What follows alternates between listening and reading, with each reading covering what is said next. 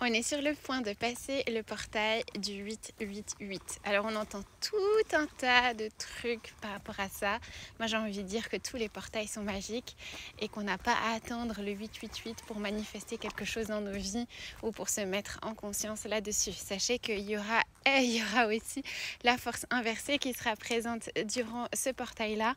Donc le plus important c'est de rester ancré et d'utiliser cette énergie de portail à bon escient pour justement se connecter à son cœur, se connecter à sa foi et comme d'habitude j'ai envie de te dire être de plus en plus aligné à ta divinité intérieure.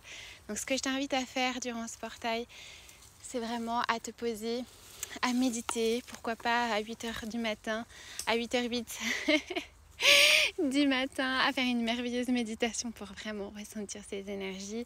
Sache que les énergies elles sont tellement intenses qu'il y a beaucoup de fatigue, beaucoup d'anxiété qui remonte pour certaines personnes qui ne sont pas encore alignées à leur plein potentiel, et du coup ça peut créer beaucoup de disharmonie.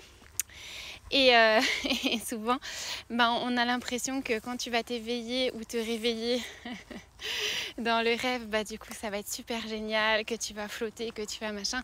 Mais en réalité, il faut bien comprendre que ce portail, même s'il est positif, je pense que ça va beaucoup chambouler de gens. Le 8, c'est vraiment une puissance qui te permet de te réharmoniser. Et pour te réharmoniser, forcément, tu vas en baver, entre guillemets. Tu vas être fatigué, tu vas devoir plonger dans ton ombre. Enfin voilà, le processus, c'est pas le monde des bisounours comme on pourrait parfois nous le vendre. Donc sois conscient et consciente que tu vas devoir affronter tes ténèbres intérieures pour pouvoir te réaligner à ça. Et le portail sert aussi à ça.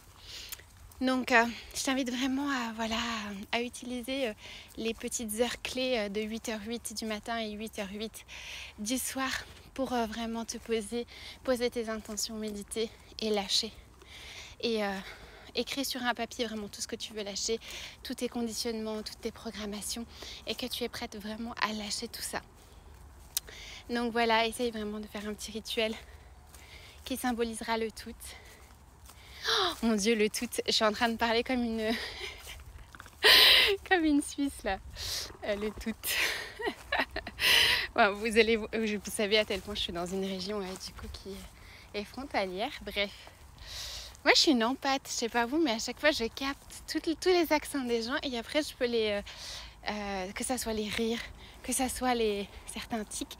Des fois je les ramène sans faire exprès. Je sais pas si ça t'arrive toi aussi de ramener du coup des tics de langage ou des choses comme ça qui t'appartiennent pas du coup. Donc voilà, pour harmoniser le tout c'est important, et voilà, avoir plein de gratitude. Franchement des fois je me dis mais les gens, arrêtez de demander. Ayez de la gratitude, c'est la clé. Ayez de la gratitude pour tout ce qui vous entoure, pour tout ce que vous avez. C'est vraiment la clé de l'abondance, c'est la clé de tout, parce qu'à force de demander, on est vraiment toujours dans un comportement à sens unique.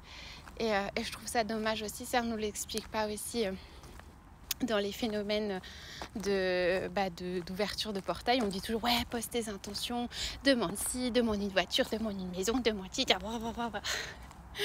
Bon, en fait t'as juste à te poser et à contempler contemple-toi juste et accueille, tu vois. Des fois j'ai envie de dire, des fois il y a besoin de rien faire aussi. C'est accueille et sois en joie. Réjouis-toi pour tout ce que tu vois, pour ces arbres, pour cette forêt, pour tout ce qu'il y a autour de toi. Réjouis-toi. Voilà mon petit message pour le portail du 888. Je vais pas te faire un message sensationnel. Attention, il va t'arriver ça. Attention, blabli pour te mettre dans le suspense et pour te vendre du rêve. J'ai juste envie de te dire, chut, fais taire tout ça, accueille et sois en joie.